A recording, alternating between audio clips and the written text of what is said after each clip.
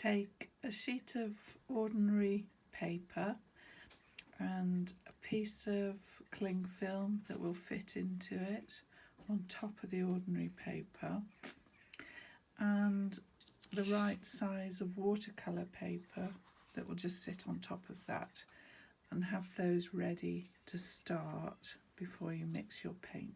Colours are mixed up ready, strong thick colours. Got the number 8 round brush, and I'm just going to dash some colours across the creases,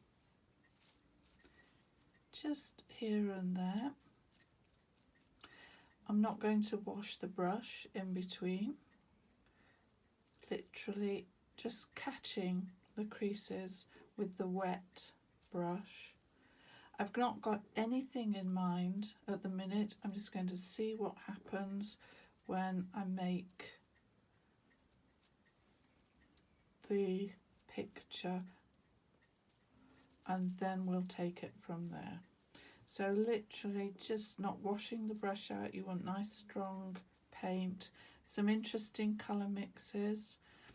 I'm not going to put the really dark colour in the middle there.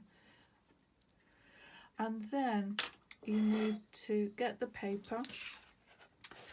Don't do anything other than just literally put the paper over the top, gently press it down, not too much, and then the bottom sheet of paper comes into its own when you lift and turn.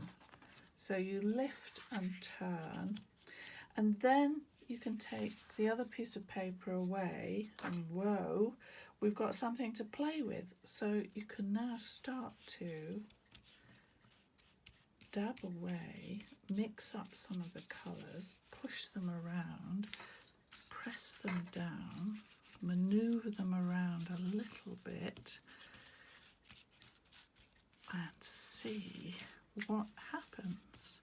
Just see how this starts to develop, and perhaps pull some of the colours closer to each other, but don't force it too much. And then very definitely really bring that white paper over again, and you want the white paper over it so that you're not running the creases with your hands. So it's all pressed into place, and then you let that dry probably about 15 minutes. When the paint's dry, just peel away the cling film, and it will make a slightly tacky sound as it comes off. If it comes off silently, it's not dry. So I've got my piece of watercolour paper, which is the 300 grams rough paper, just straight paper. If you wanted to, you could put gum arabic on it, a solution of gum arabic water on it before you started, which would allow you to lift out areas more easily. And of course, if you do that, you need to tape the paper down properly. Let that dry first, and then start over this again, as I've done from the beginning.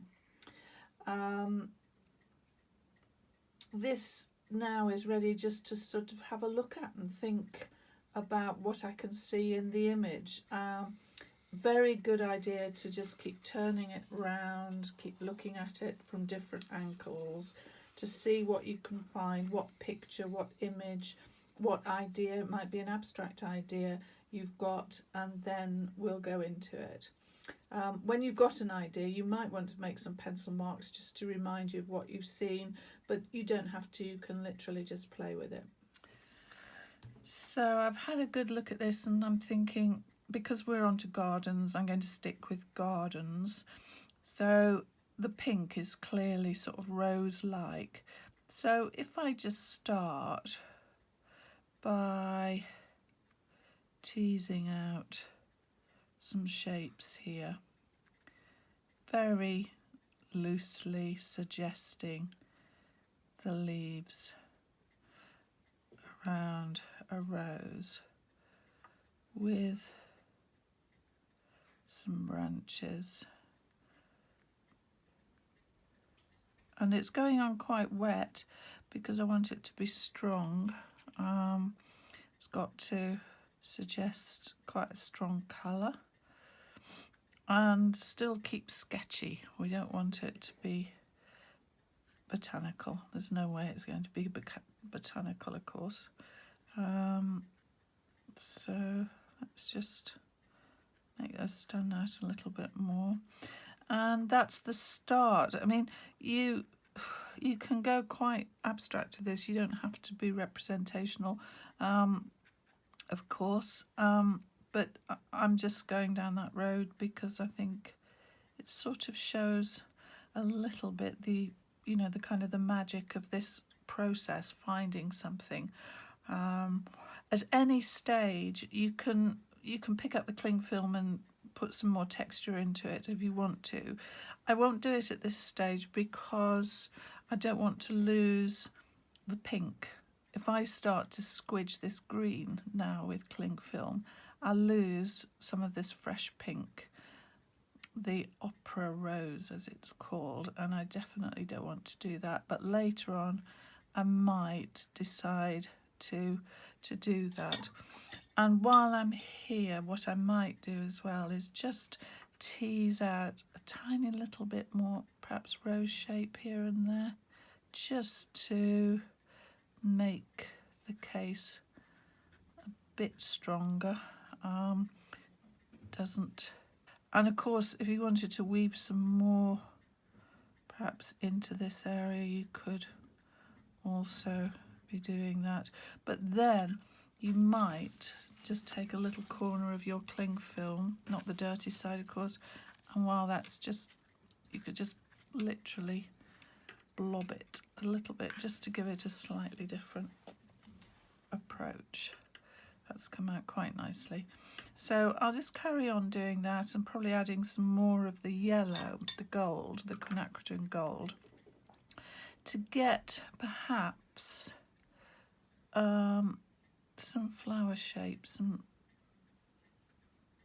petal shapes kind of coming through maybe here, just to have an idea of some shapes. And then I can kind of gum into the middle and knock out. As you can see, I've added some extra colour here. I fancied a tiny hint of lavender here through here to block off. And so I think what I need to do is to get some space, some sky across the top here, just to start to get the white to have a little bit more impact in this area. So I've got I'm using a slightly smaller brush now for the detail. It means I can put thick paint on in little tiny blobs, which is what is needed in some places. But I'll use this same number 2 just to smear the sky with a bit of the sapphire and a bit of the ultramarine blue. And I'll take this off now and I'll have that ready to lay across the top, because you can see here how you get this lovely texture on the paper by using the cling film. Much better for this sort of thing to keep that texture consistent throughout. If I just put on and just start to put the blues in, so there's the ultramarine, and I'm not going to block it in all over, just literally to dot some in here and there through there, and then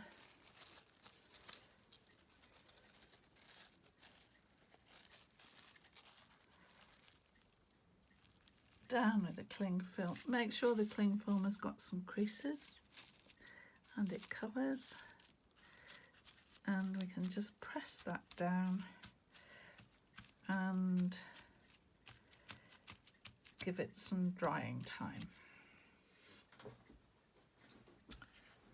Here we are then, done a few other little bits here and there, just trying to bring out a little bit of the rich kind of stop, start, push, pull, lost and found effect. Now I've got the sky in, I'm just going to try and get a hint of some branches just coming through here. It's just an idea to maybe start to get a little bit of definition into this area here. Not too much, just stroke a few branches through. This dark is a mixture of the sapphire blue, purple and a little bit of quinacridone gold, and it makes a really nice rich dark, which is quite useful when you're doing this sort of thing because you do need some darks. This is just a start, and what I'm going to do, I just add the yellowy green into this now to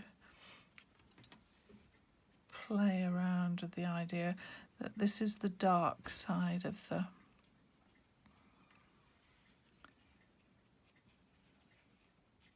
shrub or tree. Just using the side of the brush and playing with those marks. Quite thick, strong paint, as you can see. Bit of purple on the bottom. Purple is always good for dark green. If you can see colours clearly, you'll find when you're looking at trees in the shade, there's a lot of purple. And it's really dry brush almost now, isn't it? You can see that's leaving the mark. So I'll carry on doing a bit more. Gone a little bit further now, built this up a bit more at the back here, so I'm getting some hint of distance there. Not a lot to do really now. I put this block in here to make the roses stand out a little bit more and to push that behind that one, so that's not quite as contrasted.